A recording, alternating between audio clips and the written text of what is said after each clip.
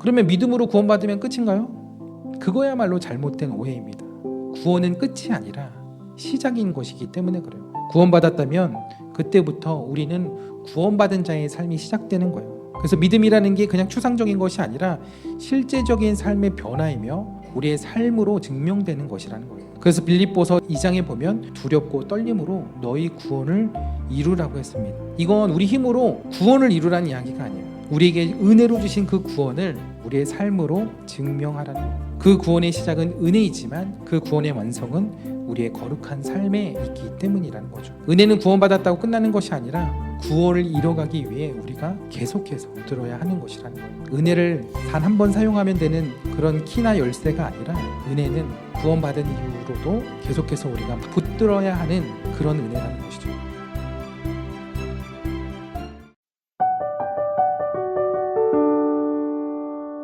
네, 궁금한 신앙이야기 Y 시리즈, 오늘은 그 세 번째 시간인데요.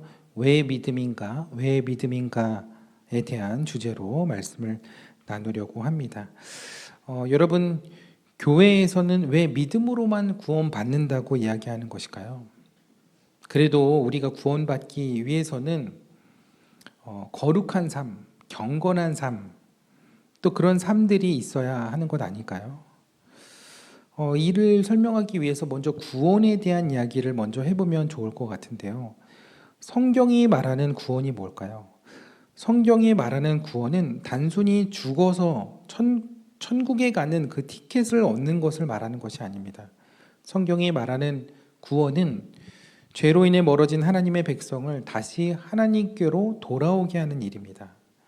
하나님 나라에서 살도록 창조된 인간이 죄로 인해서 하나님을 떠나게 되었는데 그 하나님을 떠남의 결과는 죽음이었습니다. 하나님을 떠났는데 왜 죽냐고요? 그게 하나님이 인간을 창조하신 원리이기 때문에 그래요. 인간은 처음부터 하나님과 함께 살도록 창조되었기 때문이에요. 그래서 하나님과 함께 할 때 가장 큰 만족과 행복을 누릴 수 있는 존재로, 하나님이 영이신데 우리 인간을 그런 영적인 존재로 창조하셨다는 거죠. 마치 물고기가 물 밖에 나가서는 살아갈 수 없는 것처럼 인간은 하나님을 떠나서는 살아갈 수 없는 그런 존재로 창조하셨다는 거예요. 그래서 하나님 안에서 그 하나님의 은혜를 누리고 하나님과 함께하며 하나님을 예배하며 살아갈 때 가장 큰 행복과 만족함을 누리는 그 목적에 따라서 살아가는 그 존재로 창조하셨다는 거예요. 그래서 하나님을 떠나는 순간 모든 인생의 불행이 시작되었다는 것이고, 그 하나님을 떠난 것은 물고기가 물 밖에 나온 것처럼 죽음과도 같은 그런 삶이 되었다는 거죠. 마치 갓난아기가 엄마의 품에서 엄마의 젖을 먹고 엄마와 함께 있을 때 얼마나 큰 안정감과 행복을 누릴 수 있겠어요? 그 아기의 입장에서는 그 엄마의 품이 당연한 것 같지만 자기가 좀 커가지고 어머니, 제가 꼭 어머니의 품에 안겨 있어야 하나요? 나도 젖병 들고 혼자 마실 수 있어요? 나도 이제 걸을 수 있는 걸요? 이러면서 부모의 도움이 필요 없다고 그렇게 말하면 그건 대단한 착각인 것이죠. 막상 그 부모님이 없는 그런 현실이 되면 갓 걷게 된 그 아이는 부모 없이 단 하룻밤도 불안하고 무서워서 혼자 보낼 수 없을 겁니다. 근데 하나님 없이 살아가는 우리의 인생이 그렇다는 거예요.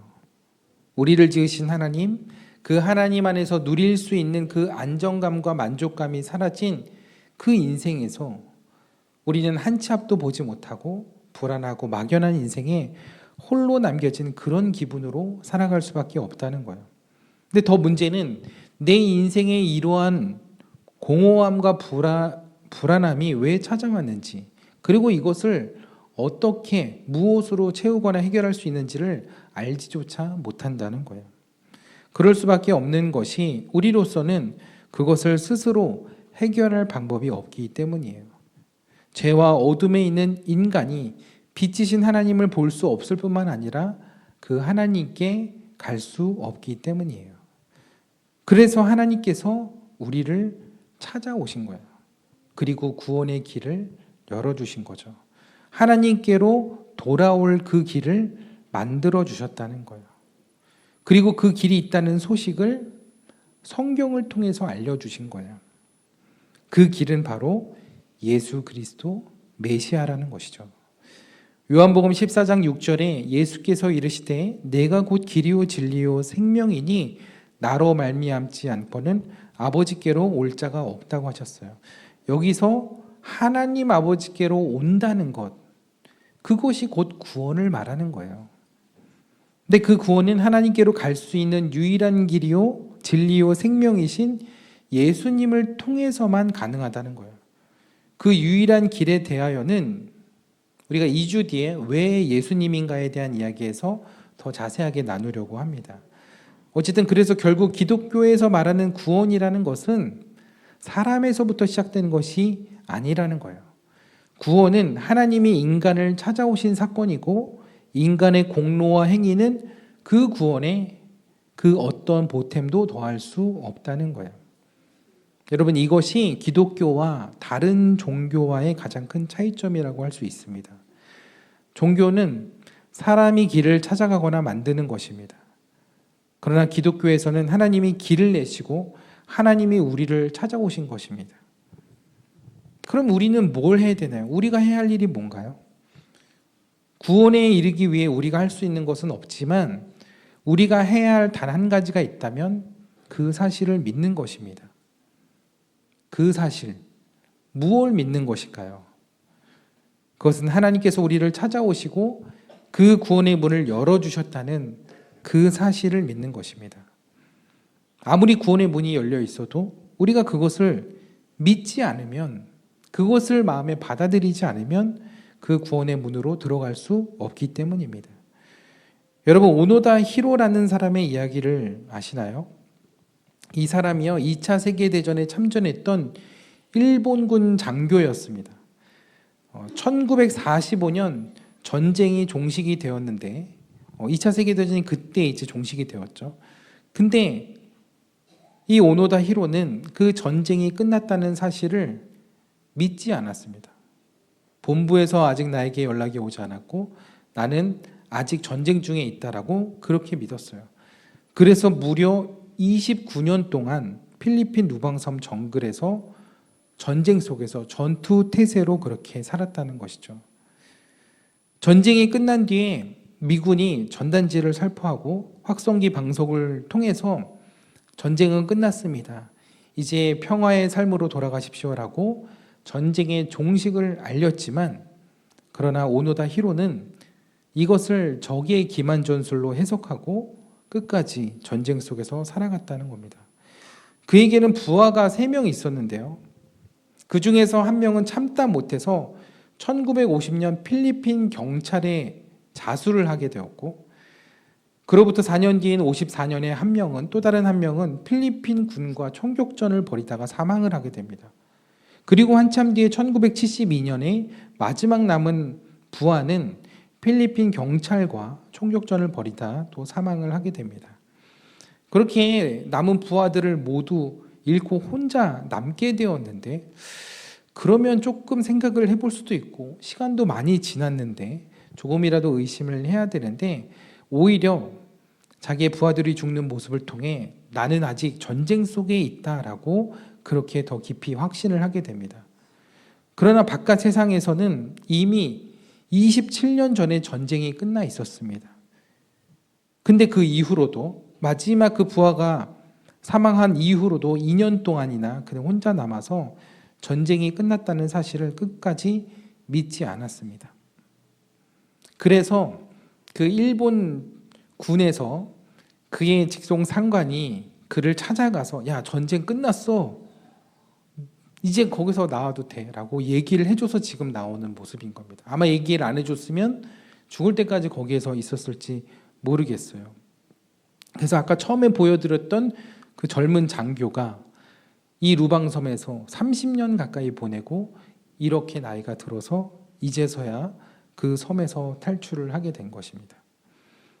어쩌면 그것은 사실이 아닌 그의 잘못된 신념이었죠.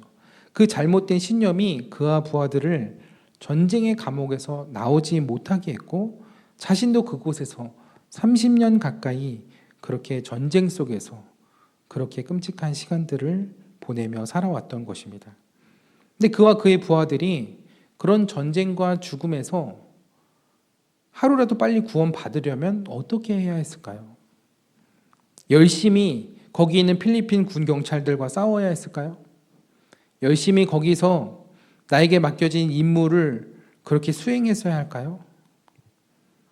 아니라는 거죠. 전쟁이 끝나고 평화가 찾아왔다는 그 소식을 믿어야 하는 것이죠. 전쟁이 끝났다는 그 기쁨의 소식을 받아들여야 하는 것이죠. 물론 일본이 패전하기는 했지만 그래도 전쟁이 끝났기에 더 이상 목숨 걸고 싸우지 않아도 된다는 것, 고국으로 돌아갈 수 있다는 것, 군인에게 있어서 그것보다 더 기쁜 소식이 어디 있겠어요? 여러분, 그 기쁜 소식이 바로 복음이라는 거예요. 복음이 헬라어로 유앙겔리온이라고 하는데요. 이 뜻이 복음이 이제 복된 소리, 복된 소식이라는 뜻이잖아요. 근데 이 유앙겔리온이라는 뜻이 기쁜 소식, 좋은 소식이라는 뜻입니다. 근데 이게 원래 전쟁에서 쓰는 용어였습니다. 이사야 52장에 보면 좋은 소식을 전하며 평화를 공포하며 라고 하는데 그때 좋은 소식을 전한다는 게 바세르라는 단어인데 이 뜻이 뭐냐? 승전보를 알리다라는 거예요.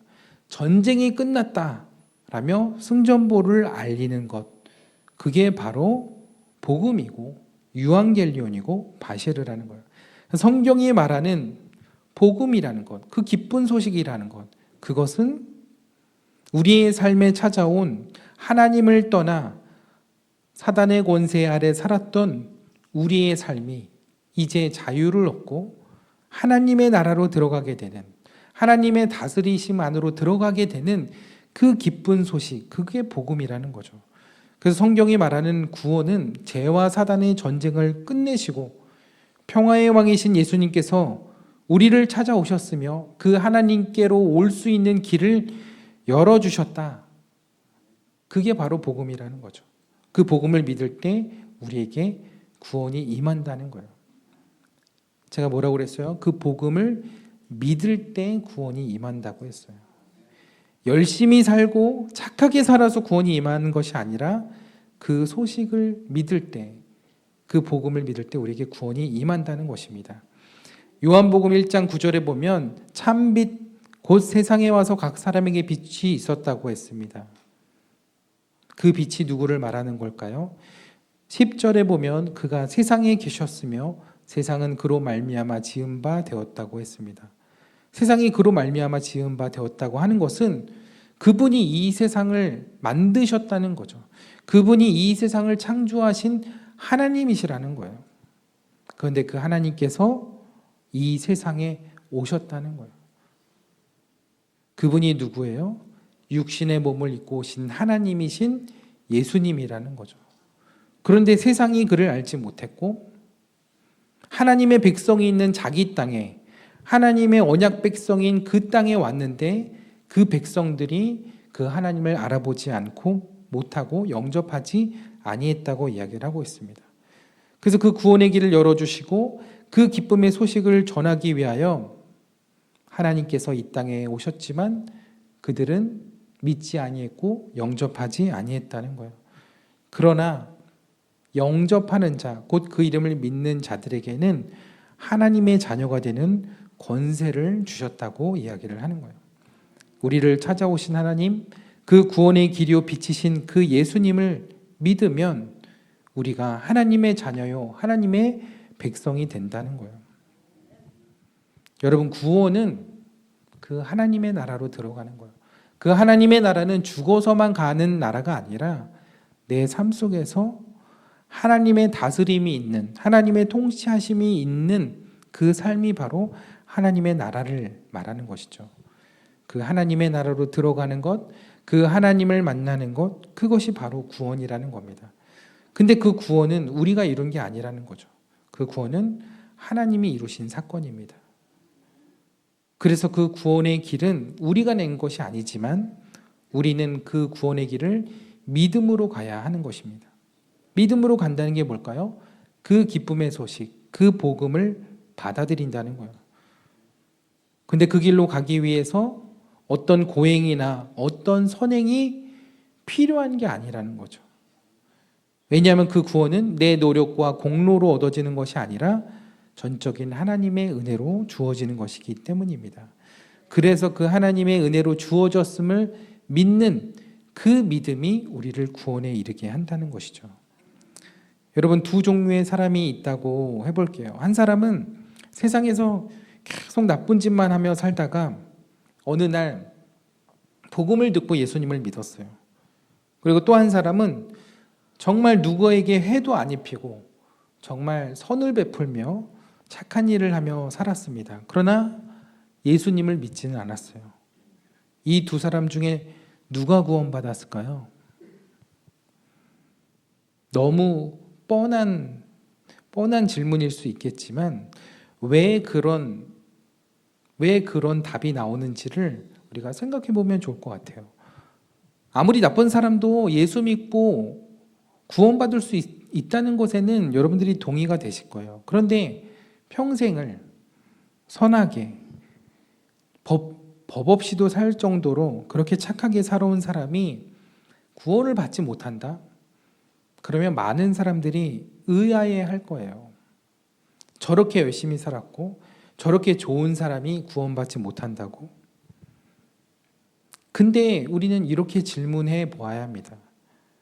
그 선과 악의 기준을 누가 정하는 걸까요? 무엇이 선이고 무엇이 악인 것일까요?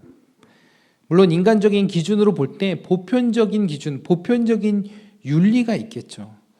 그러나 하나님의 절대선의 기준에서 보면 우리 모두는 착하게 살든 악하게 살든 다 똑같은 죄인이라는 것입니다. 여러분, 깨끗한 물에 검정 물감 한 방울을 떨어뜨리든 물감 한 통을 붓든 그 물이 더 이상 깨끗한 물이 아니라는 사실, 그 물이 오염된 물이라는 사실은 변함이 없습니다. 근데 이 세상에 그 물감 한 방울, 그 오점 하나 없이 완전히 선한 사람으로 살아가는 사람이 있을까요? 없다는 거죠. 그래서 로마서 3장 10절에 보면 의인은 없나니 하나도 없다고 한 거예요. 12절의 말씀에 보면 선을 행하는 자가 없나니 하나도 없다는 거예요. 누가 볼 때요? 하나님이 보실 때. 이 세상에 선한 사람이 하나도 없다는 거예요. 그래서 하나님 보실 때 인간은 다 똑같다는 거예요. 이미 다 먹물과도 같은 죄인이라는 거예요. 겁냐 더 겁냐 의미가 없는 거예요. 그래서 우리가 착하게 산다, 나쁘게 산다, 그게 구원과는 어떻게 보면 관계가 없다는 거죠. 여러분, 어떤 두 학생이 시험을 치렀어요. 한 학생은 90점을 받았고 또 다른 학생은 50점을 받았습니다. 90점 받은 학생은 자신이 높은 점수를 받았으니까 합격이라고 생각을 했고 50점 받은 학생은 점수가 낮아서 불합격이라고 생각했습니다. 근데 선생님이 두 학생에게 이렇게 이야기를 했어요. 이번 시험의 합격 기준은 100점이다. 그러니 너희 둘 다 모두 불합격이야. 90점을 받은 이 학생이 충격을 받았어요. 내가 이렇게 열심히 했고 이렇게 점수 잘 받았는데 내가 불합격이라고? 반면 50점을 받은 학생은 자신이 불합격한 것이 당연하다고 생각을 했어요. 뭐 당연히 덜 억울하겠죠. 근데 잠시 후에 선생님이 이렇게 이야기를 했습니다. 너희들이 어차피 아무리 노력해도 100점은 받을 수 없어. 그러기에 특별히 이번 시험은 내가 은혜를 베풀어 모두 합격 처리해 주겠다. 근데 그 불합격 이야기를 들었을 때도 그랬지만 합격시켜 주겠다는 그 이야기를 들은 두 학생의 반응이 전혀 달랐습니다. 50점을 받은 학생은 뜰 듯이 감사하며 기뻐했고 선생님께 연거푸 감사의 인사를 드렸는데 90점을 받은 학생은 내가 이렇게 열심히 했고 나 10점만 더 받았으면 100점인데 이걸 인정해 주지 않는다며 선생님이 불공평하다고 그렇게 불평을 했습니다. 여러분, 그래서 성경은요, 스스로 의인이라고 생각하는 사람들이 오히려 천국에 들어가기가 어렵다고 하는 겁니다. 왜냐하면 내 공로가 크기에 하나님의 은혜를 더 찾지 않고 붙들려 하지 않기 때문에 그래요. 자신이 죄인이라는 것을 뼈저리게 알고 있는 사람은 내가 하나님의 은혜 없이는 하늘나라에 들어갈 수 없다는 것을 너무나 잘 압니다. 그래서 하나님의 은혜의 필요성에 대해서 더 뼈저리게 느낀다는 거죠. 그래서 예수님 시대에 종교적 선행과 수행으로 외식하던 바리새인들은 예수님에게 가장 많이 지적을 당했던 사람들이죠. 반면 세리와 창기와 같은 죄인들은 오히려 예수님께 은혜를 구하고 자비와 용서를 받을 수 있었던 겁니다. 그래서 안타깝지만 스스로 선하다고 생각하는 사람일수록 은혜의식이 결여되어 있을 가능성이 높습니다. 하나님의 은혜 없이도 내 힘으로 내 노력으로 충분히 잘 살 수 있다고 생각하기 때문에 그래요. 세상에서는 그런 사람들이 인정받고 세상에서는 그런 사람들이 존경받을지 모르겠지만 기독교에서는, 기독교 신앙에서는 그런 사람들은 오히려 하나님의 은혜와 구원과 거리가 먼 사람이라고 이야기를 한다는 거죠. 모든 종교는 인간의 행위를 구원의 기준으로 삼는 상대평가를 합니다. 그래서 대부분의 종교는 누구보다 더 착하게 살아야 되고 누구보다 선하게 살아야 하는 것을 장려합니다. 물론 교회에서도 행위의 선함이 중요합니다. 행위가 중요하죠. 하지만 다른 점이 있다면 아무리 어떤 선한 행위로도 구원에 이를 수 없음을 분명하게 말한다는 것입니다. 우리의 선함으로, 우리의 행위로, 우리의 노력으로 구원은 얻을 수 없다라고 이야기를 하는 거예요. 출발점이 다른 거예요. 그래서 오늘 말씀에서처럼 우리는 오직 믿음으로 구원받는 거예요. 모든 믿는 자에게 주시는 하나님의 은혜지만 그것을 믿는 사람에게 하나님께서 그 은혜를 주신다는 거죠. 그래서 이 구절이요, 우리는 보통 그 하박국 말씀에서 이제 바울이 인용한 말씀인데 오직 의인은 믿음으로 말미암아 산다는 것, 기록된 바가 이 하박국의 말씀을 이야기하는 거예요. 근데 이거 헬라어를 직역하면요, 어떻게 직역이 되냐면 믿음으로, 오직 믿음으로 사는 사람이 바로 의인입니다로 직역이 되는 거예요. 그러니까 우리에게 믿음이 있을 때 우리가 그 하나님을 믿고 하나님이 우리를 구원하러 오셨다는 그 복음을 믿을 때 하나님은 우리를 의인으로 칭해 주신다는 거예요. 그러니까 우리가 자격이 있어서가 아니죠. 그 복음을 받아들일 때 우리가 의로워서가 아니라 하나님께서 우리를 의롭다 칭해 주신다는 거예요. 여러분, 왜 하나님께서 예수 그리스도를 유일한 구원의 길로 제시해 주셨던 것일까요? 우리 중에는 그 누구도 구원할 사람이 없기 때문에 그래요. 우리 모두는 불완전한 존재이기 때문에 그래요. 우리가 아무리 그래서 노력해도 우리 모두는 다 불합격이에요. 근데 예수님이 우리의 불합격을 끌어안으시고 그 모든 걸 책임지시겠다는 거죠. 우리 모두가 불합격인데 전부 합격 처리해 주시겠다는 거예요. 근데 그 사실을 믿지 않으면 99점을 받아도 불합격이에요. 하지만 10점을 받아도 그걸 은혜로 받으면, 은혜로 믿으면 그건 합격인 거예요. 그래서 로마서 10장 10절에 사람이 마음으로 믿어 의에 이르고 입으로 시인하여 구원에 이른다고 한 것입니다. 성경은 그 어느 곳에서도 내 행위와 행함을 통해 구원을 받는다고 이야기하지 않는 것이죠. 불가능해요. 그걸로는 하나님의 의에 우리가 다다를 수 없다는 거죠. 그래서 오직 우리를 찾아오신 그 하나님의 은혜, 그것을 믿음으로 붙드는 자에게 구원을 선물로 주신다고 한 것입니다. 그러면 믿음으로 구원받으면 끝인가요? 그거야말로 잘못된 오해입니다. 구원은 끝이 아니라 시작인 것이기 때문에 그래요.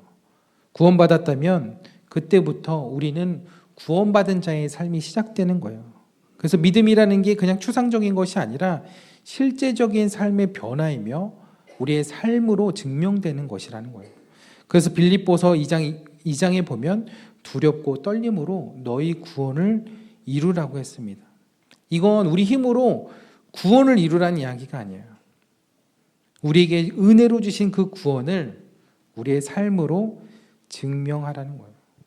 그 구원의 시작은 은혜이지만 그 구원의 완성은 우리의 거룩한 삶에 있기 때문이라는 거죠. 은혜는 구원받았다고 끝나는 것이 아니라 구원을 이뤄가기 위해 우리가 계속해서 끊임없이 붙들어야 하는 것이라는 거예요. 은혜를 구원받는 단 한 번 사용하면 되는 그런 키나 열쇠가 아니라 은혜는 구원받은 이후로도 계속해서 우리가 붙들어야 하는 그런 은혜라는 것이죠.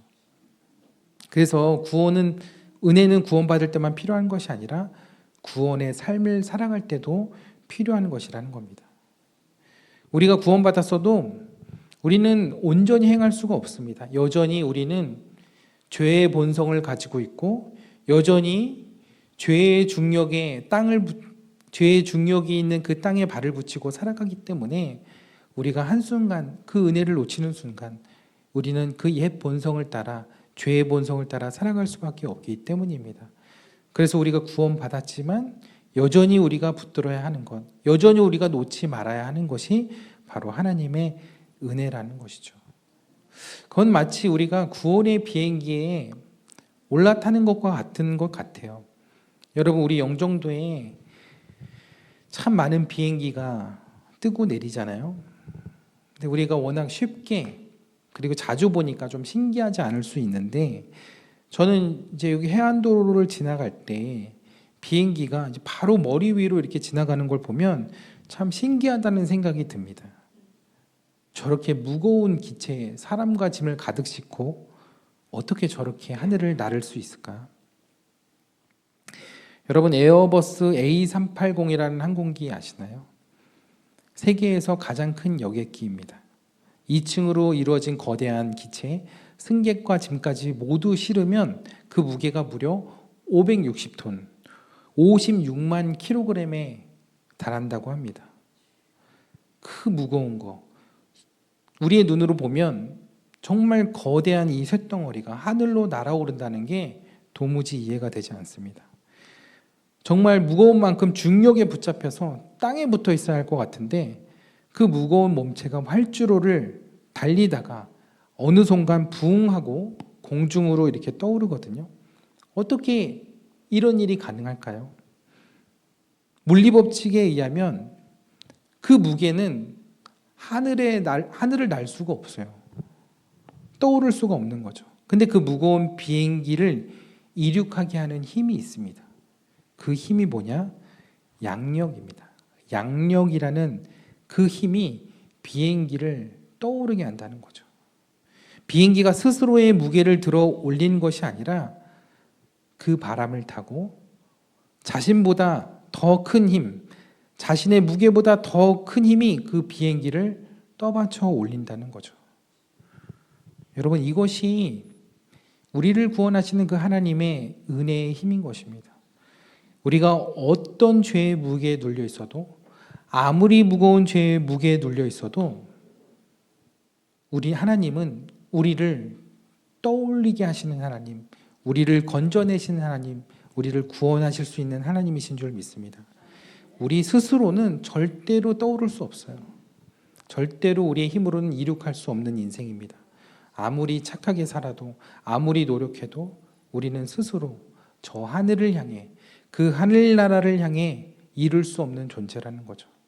그러나 하나님께서 우리에게 보이지 않는 손길로, 은혜라는 힘으로, 그 양력으로 우리의 삶을 받쳐주시고 우리를 구원의 길로 인도해 주시는 분임을 믿으시기 바랍니다.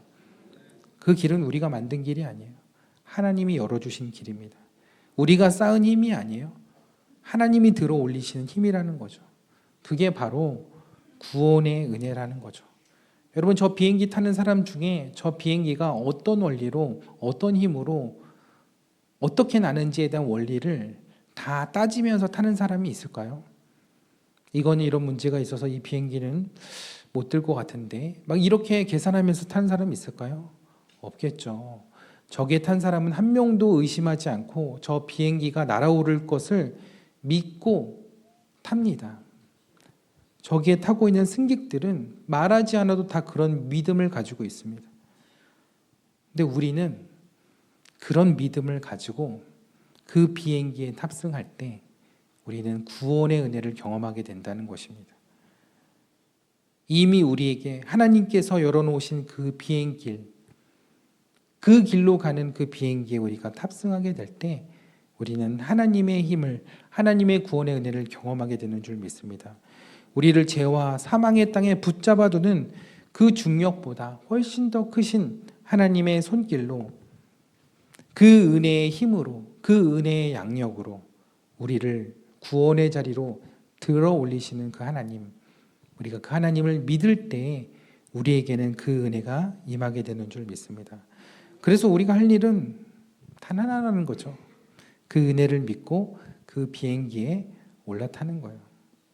내 자신을 믿는 것이 아니라, 내 계획과 방법과 계산을 의지하는 것이 아니라 우리의 삶을 능히 들어 올리실, 내 삶을 능히 구원하실 그 하나님의 은혜를 붙드는 것, 그것이 우리를 구원의 자리로, 구원의 길로 가게 하는 힘이라는 것이죠. 앞서 말씀드린 것처럼 우리가 구원받을 때만 필요한 게 은혜가 아니라는 거예요. 우리의 삶은 무던히도 그 비행기가 오르고 내리는 것처럼 오르락 내리락 합니다. 한순간 우리가 하나님의 은혜를 놓치면 그 비행기는 다시 땅으로 곤두박질 칩니다. 그래서 우리는 우리의 삶을 바치시는, 우리의 삶을 붙드시는 그 보이지 않는 그 하나님의 은혜를 늘 붙들고 있어야 하는 것입니다.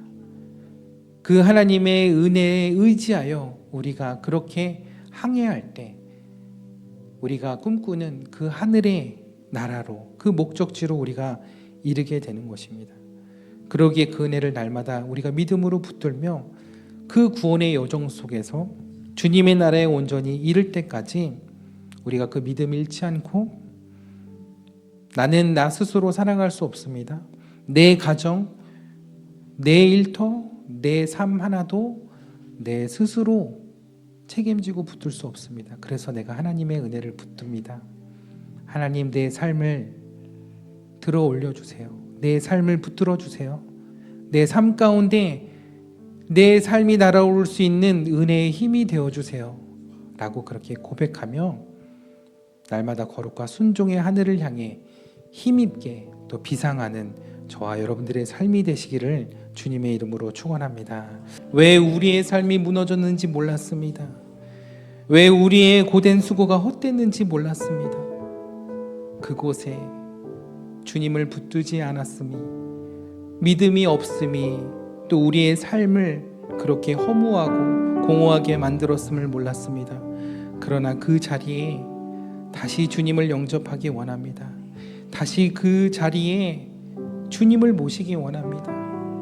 내가 주인이 아니라 주님이 나의 주인이 되어주셔서 나의 삶을 이끄시고 나의 삶을 다스리시고 나의 삶의 구원의 은혜를 베푸신 그 주님을 붙들며 다시금 일어나 살아가기를 원합니다. 오직 우리가 그 은혜에 붙들림 바 되어 오직 그 믿음으로 살아가는 주님의 자녀가 되기를 원합니다. 주님, 우리의 삶 가운데 그 은혜를 허락하여 주옵소서. 그 믿음이 다시금 회복되게 하여 주옵소서. 우리의 가정, 우리의 일터, 우리의 삶을 내가 책임질 수 없으나, 내가 감당할 수 없으나 그 주님의 은혜로 다시금 일어설 수 있음을 믿음으로 붙들며 다시금 믿음의 걸음을 걸어갈 수 있는 저희들의 삶이 되게 하여 주옵소서. 이 시간 우리 주여 한번 부르짖고 함께 기도하겠습니다. 주여!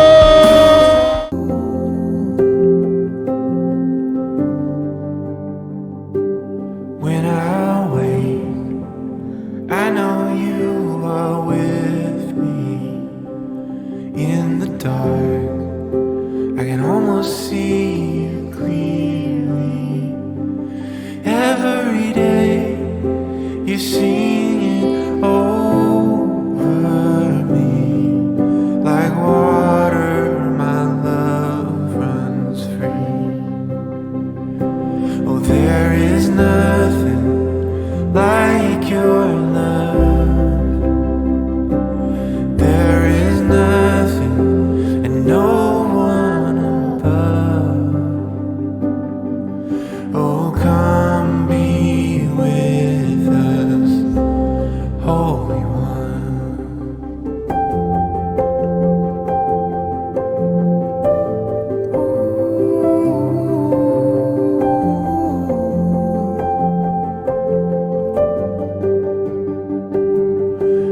my pain, I know you can feel it. There I find the comfort in your spirit. And every day you sing it over me. Like water, my love runs free. Oh, there is nothing like your love. There is nothing and no one above. Oh, come be with us, Holy One. Oh, come be with us, Holy One. Anyway,